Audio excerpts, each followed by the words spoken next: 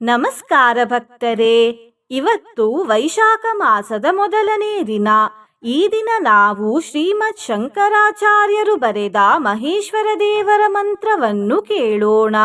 ಈ ಮಂತ್ರದ ಹೆಸರು ಮಹೇಶ್ವರ ಪಂಚರತ್ನ ಮಂತ್ರ. ಈ ಮಂತ್ರವನ್ನು ಈ ದಿನ ಭಕ್ತಿಯಿಂದ 108 ಸರ್ತಿ ಕೇಳಿದರೆ ದೀರ್ಘಾಯುಷ್ಯ ಪ್ರಾಪ್ತಿಯಾಗುತ್ತದೆ, ಉತ್ತಮ ಆರೋಗ್ಯ ದೊರೆಯುತ್ತದೆ ಮತ್ತು ಅನೇಕ ಸುಖಭೋಗಗಳು ದೊರೆಯುತ್ತವೆ. ಈ ಮಂತ್ರವನ್ನು ಪ್ರತಿ ಸೋಮವಾರ ಕೇಳಿದರೆ ತುಂಬಾ ಬೇಗ ಫಲಗಳು ಪ್ರಾಪ್ತಿಯಾಗುತ್ತವೆ. ಇಂದಿನ ಭಗವದ್ಗೀತೆಯ ಜ್ಞಾನ ಹೀಗಿದೆ. ಮನಸ್ಸನ್ನು ಹೇಗೆ ನಿಗ್ರಹಿಸುವುದು ಎಂದು ಈ ಶ್ಲೋಕದಲ್ಲಿ ಶ್ರೀಕೃಷ್ಣ ದೇವರು ಹೇಳುತ್ತಿದ್ದಾರೆ.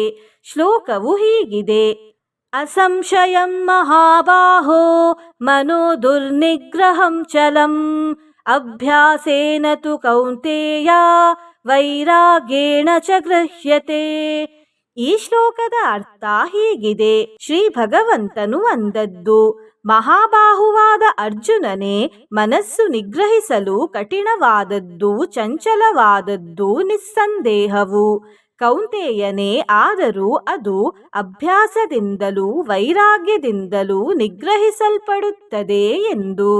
ಭಕ್ತರೇ, ನೀವು ಚಾನಲಿಗೆ ಮೊದಲನೇ ಬಾರಿ ಬಂದಿದ್ದರೆ ಚಾನಲನ್ನು ಸಬ್ಸ್ಕ್ರೈಬ್ ಮಾಡಿ, ಹತ್ತಿರದ ಬೆಲ್ ಬಟನ್ ಅನ್ನು ಒತ್ತಿ.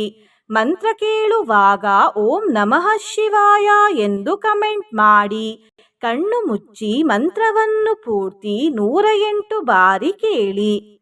ಆಯುಷ್ಯಮಾರೋಗ್ಯಮನೇಕ ಭೋಗಾನ್ ಪ್ರಾಪ್ನೋತಿ ಕೈವಲ್ಯ ಪದಂ ದುರಾಪಂ. ಆಯುಷ್ಯಮಾರೋಗ್ಯಮನೇಕ ಭೋಗಾನ್ ಪ್ರಾಪ್ನೋತಿ ಕೈವಲ್ಯ ಪದಂ ದುರಾಪಂ. ಆಯುಷ್ಯಮಾರೋಗ್ಯಮನೇಕ ಭೋಗಾನ್ ಪ್ರಾಪ್ನೋತಿ ಕೈವಲ್ಯ ಪದಂ ದುರಾಪಂ. ಆಯುಷ್ಯಮಾರೋಗ್ಯಮನೇಕ ಭೋಗಾನ್ ಪ್ರಾಪ್ನೋತಿ ಕೈವಲ್ಯ ಪದಂ ದುರಾಪಂ. ಆಯುಷ್ಯಮಾರೋಗ್ಯಮನೇಕ ಭೋಗಾನ್ ಪ್ರಾಪ್ನೋತಿ ಕೈವಲ್ಯ ಪದಂ ದುರಾಪಂ. ಆಯುಷ್ಯಮಾರೋಗ್ಯಮನೇಕ ಭೋಗಾನ್ ಪ್ರಾಪ್ನೋತಿ ಕೈವಲ್ಯ ಪದಂ ದುರಾಪಂ. ಆಯುಷ್ಯಮಾರೋಗ್ಯಮನೇಕ ಭೋಗಾನ್ ಪ್ರಾಪ್ನೋತಿ ಕೈವಲ್ಯ ಪದಂ ದುರಾಪಂ. ಆಯುಷ್ಯಮಾರೋಗ್ಯಮನೇಕ ಭೋಗಾನ್ ಪ್ರಾಪ್ನೋತಿ ಕೈವಲ್ಯ ಪದಂ ದುರಾಪಂ. ಆಯುಷ್ಯಮಾರೋಗ್ಯಮನೇಕ ಭೋಗಾನ್ ಪ್ರಾಪ್ನೋತಿ ಕೈವಲ್ಯ ಪದಂ ದುರಾಪಂ. ಆಯುಷ್ಯಮಾರೋಗ್ಯಮನೇಕ ಭೋಗಾನ್ ಪ್ರಾಪ್ನೋತಿ ಕೈವಲ್ಯ ಪದಂ ದುರಾಪಂ. ಆಯುಷ್ಯಮಾರೋಗ್ಯಮನೇಕ ಭೋಗಾನ್ ಪ್ರಾಪ್ನೋತಿ ಕೈವಲ್ಯ ಪದಂ ದುರಾಪಂ. ಆಯುಷ್ಯಮಾರೋಗ್ಯಮನೇಕ ಭೋಗಾನ್ ಪ್ರಾಪ್ನೋತಿ ಕೈವಲ್ಯ ಪದಂ ದುರಾಪಂ. ಆಯುಷ್ಯಮಾರೋಗ್ಯಮನೇಕ ಭೋಗಾನ್ ಪ್ರಾಪ್ನೋತಿ ಕೈವಲ್ಯ ಪದಂ ದುರಾಪಂ. ಆಯುಷ್ಯಮಾರೋಗ್ಯಮನೇಕ ಭೋಗಾನ್ ಪ್ರಾಪ್ನೋತಿ ಕೈವಲ್ಯ ಪದಂ ದುರಾಪಂ. ಆಯುಷ್ಯಮಾರೋಗ್ಯಮನೇಕ ಭೋಗಾನ್ ಪ್ರಾಪ್ನೋತಿ ಕೈವಲ್ಯ ಪದಂ ದುರಾಪಂ. ಆಯುಷ್ಯಮಾರೋಗ್ಯಮನೇಕ ಭೋಗಾನ್ ಪ್ರಾಪ್ನೋತಿ ಕೈವಲ್ಯ ಪದಂ ದುರಾಪಂ. ಆಯುಷ್ಯಮಾರೋಗ್ಯಮನೇಕ ಭೋಗಾನ್ ಪ್ರಾಪ್ನೋತಿ ಕೈವಲ್ಯ ಪದಂ ದುರಾಪಂ. ಆಯುಷ್ಯಮಾರೋಗ್ಯಮನೇಕ ಭೋಗಾನ್ ಪ್ರಾಪ್ನೋತಿ ಕೈವಲ್ಯ ಪದಂ ದುರಾಪಂ. ಆಯುಷ್ಯಮಾರೋಗ್ಯಮನೇಕ ಭೋಗಾನ್ ಪ್ರಾಪ್ನೋತಿ ಕೈವಲ್ಯ ಪದಂ ದುರಾಪಂ. ಆಯುಷ್ಯಮಾರೋಗ್ಯಮನೇಕ ಭೋಗಾನ್ ಪ್ರಾಪ್ನೋತಿ ಕೈವಲ್ಯ ಪದಂ ದುರಾಪಂ. ಆಯುಷ್ಯಮಾರೋಗ್ಯಮನೇಕ ಭೋಗಾನ್ ಪ್ರಾಪ್ನೋತಿ ಕೈವಲ್ಯ ಪದಂ ದುರಾಪಂ. ಆಯುಷ್ಯಮಾರೋಗ್ಯಮನೇಕ ಭೋಗಾನ್ ಪ್ರಾಪ್ನೋತಿ ಕೈವಲ್ಯ ಪದಂ ದುರಾಪಂ. ಆಯುಷ್ಯಮಾರೋಗ್ಯಮನೇಕ ಭೋಗಾನ್ ಪ್ರಾಪ್ನೋತಿ ಕೈವಲ್ಯ ಪದಂ ದುರಾಪಂ. आयुष्यमारोग्यमनेकभोगान् प्राप्नोति कैवल्यपदं दुरापम् आयुष्यमारोग्यमनेकभोगान् प्राप्नोति कैवल्यपदं दुरापम् आयुष्यमारोग्यमनेकभोगान् प्राप्नोति कैवल्यपदं दुरापम् आयुष्यमारोग्यमनेकभोगान् प्राप्नोति कैवल्यपदं दुरापम् आयुष्यमारोग्यमनेकभोगान् प्राप्नोति कैवल्यपदं दुरापम् आयुष्यमारोग्यमनेकभोगान् प्राप्नोति कैवल्यपदं दुरापम् आयुष्यमारोग्यमनेकभोगान् प्राप्नोति कैवल्यपदं दुरापम् आयुष्यमारोग्यमनेकभोगान् प्राप्नोति कैवल्यपदं दुरापम् आयुष्यमारोग्यमनेकभोगान् प्राप्नोति कैवल्यपदं दुरापम् आयुष्यमारोग्यमनेकभोगान् प्राप्नोति कैवल्यपदं दुरापम् आयुष्यमारोग्यमनेकभोगान् प्राप्नोति कैवल्यपदं दुरापम् आयुष्यमारोग्यमनेकभोगान् प्राप्नोति कैवल्यपदं दुरापम् आयुष्यमारोग्यमनेकभोगान् प्राप्नोति कैवल्यपदं दुरापम् आयुष्यमारोग्यमनेकभोगान् प्राप्नोति कैवल्यपदं दुरापम् आयुष्यमारोग्यमनेकभोगान् प्राप्नोति कैवल्यपदं दुरापम् आयुष्यमारोग्यमनेकभोगान् प्राप्नोति कैवल्यपदं दुरापम् आयुष्यमारोग्यमनेकभोगान् प्राप्नोति कैवल्यपदं दुरापम् आयुष्यमारोग्यमनेकभोगान् प्राप्नोति कैवल्यपदं दुरापम् आयुष्यमारोग्यमनेकभोगान् प्राप्नोति कैवल्यपदं दुरापम् आयुष्यमारोग्यमनेकभोगान् प्राप्नोति कैवल्यपदं दुरापम् आयुष्यमारोग्यमनेकभोगान् प्राप्नोति कैवल्यपदं दुरापम् आयुष्यमारोग्यमनेकभोगान् प्राप्नोति कैवल्यपदं दुरापम् आयुष्यमारोग्यमनेकभोगान् प्राप्नोति कैवल्यपदं दुरापम् आयुष्यमारोग्यमनेकभोगान् प्राप्नोति कैवल्यपदं दुरापम् आयुष्यमारोग्यमनेकभोगान् प्राप्नोति कैवल्यपदं दुरापम् आयुष्यमारोग्यमनेकभोगान् प्राप्नोति कैवल्यपदं दुरापम् आयुष्यमारोग्यमनेकभोगान् प्राप्नोति कैवल्यपदं दुरापम् आयुष्यमारोग्यमनेकभोगान् प्राप्नोति कैवल्यपदं दुरापम् आयुष्यमारोग्यमनेकभोगान् प्राप्नोति कैवल्यपदं दुरापम् आयुष्यमारोग्यमनेकभोगान् प्राप्नोति कैवल्यपदं दुरापम् आयुष्यमारोग्यमनेकभोगान् प्राप्नोति कैवल्यपदं दुरापम् आयुष्यमारोग्यमनेकभोगान् प्राप्नोति कैवल्यपदं दुरापम् आयुष्यमारोग्यमनेकभोगान् प्राप्नोति कैवल्यपदं दुरापम् आयुष्यमारोग्यमनेकभोगान् प्राप्नोति कैवल्यपदं दुरापम् आयुष्यमारोग्यमनेकभोगान् प्राप्नोति कैवल्यपदं दुरापम्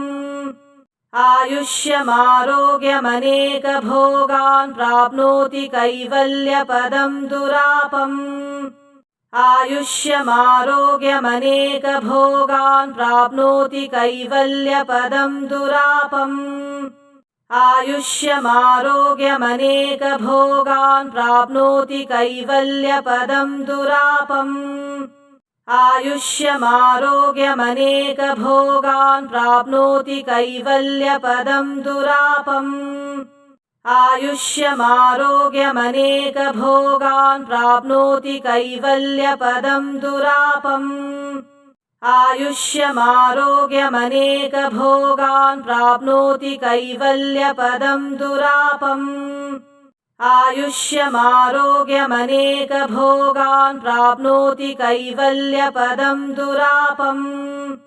आयुष्यमारोग्यमनेकभोगान् प्राप्नोति कैवल्यपदं दुरापम् आयुष्यमारोग्यमनेकभोगान् प्राप्नोति कैवल्यपदं दुरापम् आयुष्यमारोग्यमनेकभोगान् प्राप्नोति कैवल्यपदं दुरापम् आयुष्यमारोग्यमनेकभोगान् प्राप्नोति कैवल्यपदं दुरापम् आयुष्यमारोग्यमनेकभोगान् प्राप्नोति कैवल्यपदं दुरापम् आयुष्यमारोग्यमनेकभोगान् प्राप्नोति कैवल्यपदं दुरापम् आयुष्यमारोग्यमनेकभोगान् प्राप्नोति कैवल्यपदं दुरापम् आयुष्यमारोग्यमनेकभोगान् प्राप्नोति कैवल्यपदं दुरापम् आयुष्यमारोग्यमनेकभोगान् प्राप्नोति कैवल्यपदं दुरापम् आयुष्यमारोग्यमनेकभोगान् प्राप्नोति कैवल्यपदं दुरापम् आयुष्यमारोग्यमनेकभोगान् प्राप्नोति कैवल्यपदं दुरापम् आयुष्यमारोग्यमनेकभोगान् प्राप्नोति कैवल्यपदं दुरापम् आयुष्यमारोग्यमनेकभोगान् प्राप्नोति कैवल्यपदं दुरापम् आयुष्यमारोग्यमनेकभोगान् प्राप्नोति कैवल्यपदं दुरापम् आयुष्यमारोग्यमनेकभोगान् प्राप्नोति कैवल्यपदं दुरापम् आयुष्यमारोग्यमनेकभोगान् प्राप्नोति कैवल्यपदं दुरापम् आयुष्यमारोग्यमनेकभोगान् प्राप्नोति कैवल्यपदं दुरापम् आयुष्यमारोग्यमनेकभोगान् प्राप्नोति कैवल्यपदं दुरापम् आयुष्यमारोग्यमनेकभोगान् प्राप्नोति कैवल्यपदं दुरापम् आयुष्यमारोग्यमनेकभोगान् प्राप्नोति कैवल्यपदं दुरापम् आयुष्यमारोग्यमनेकभोगान् प्राप्नोति कैवल्यपदं दुरापम् आयुष्यमारोग्यमनेकभोगान् प्राप्नोति कैवल्यपदं दुरापम् आयुष्यमारोग्यमनेकभोगान् प्राप्नोति कैवल्यपदं दुरापम् आयुष्यमारोग्यमनेकभोगान् प्राप्नोति कैवल्यपदं दुरापम् आयुष्यमारोग्यमनेकभोगान् प्राप्नोति कैवल्यपदं दुरापम् आयुष्यमारोग्यमनेकभोगान् प्राप्नोति कैवल्यपदं दुरापम् आयुष्यमारोग्यमनेकभोगान् प्राप्नोति कैवल्यपदं दुरापम् आयुष्यमारोग्यमनेकभोगान् प्राप्नोति कैवल्यपदं दुरापम् आयुष्यमारोग्यमनेकभोगान् प्राप्नोति कैवल्यपदं दुरापम् आयुष्यमारोग्यमनेकभोगान् प्राप्नोति कैवल्यपदं दुरापम् आयुष्यमारोग्यमनेकभोगान् प्राप्नोति कैवल्यपदं दुरापम् आयुष्यमारोग्यमनेकभोगान् प्राप्नोति कैवल्यपदं दुरापम् आयुष्यमारोग्यमनेकभोगान् प्राप्नोति कैवल्यपदं दुरापम् आयुष्यमारोग्यमनेकभोगान् प्राप्नोति कैवल्यपदं दुरापम्